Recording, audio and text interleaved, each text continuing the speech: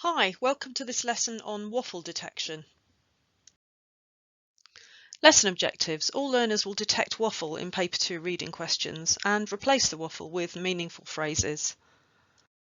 Here is source A, Into the Heart of Borneo by Redmond O'Hanlon.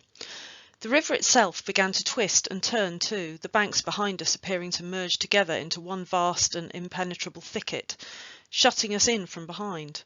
At the same time, the trees ahead stepped aside a meagre pace or two to let the river swirl down ahead.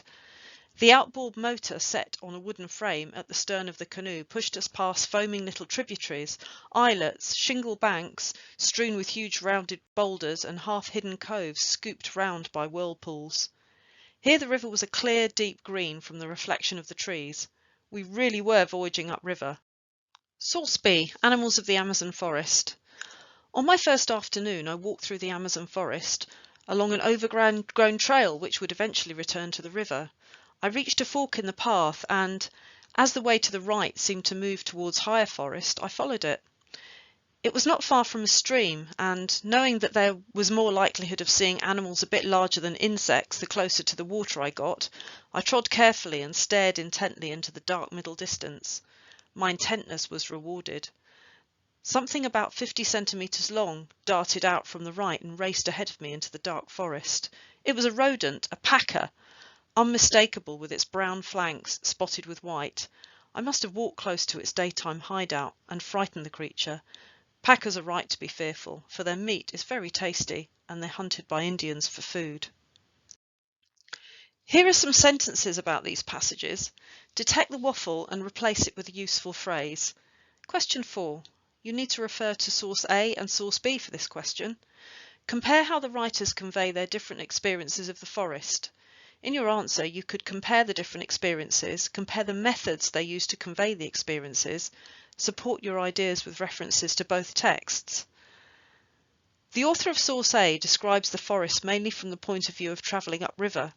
He uses personification to show how he feels about it. How he feels about it is waffle. Replace it with something like that he feels welcomed. He writes, stepped aside a meagre pace or two, which shows he feels good. He feels good can be improved. It's not exactly waffle, but it could be made a lot better. Replace it with something like, he believes the trees are making way for him. The author of source B is looking for animals. The adjective intently shows us what he thinks. What he thinks is waffle. Replace it with something like, that he's enthusiastic to see them. The author repeats intent to emphasize what he's done. What he's done is waffle. Replace it with something like his achievement in seeing the animal he came to see, the packer. Remember that in your petal paragraphs, you need to say what the author is saying. That's the point he or she makes. How do they make that point? That's the quote and the technique. And why do they make that point? Why does the author do it? How do they feel? How do you feel reading it? What do you understand further, the implications, and does it raise any questions?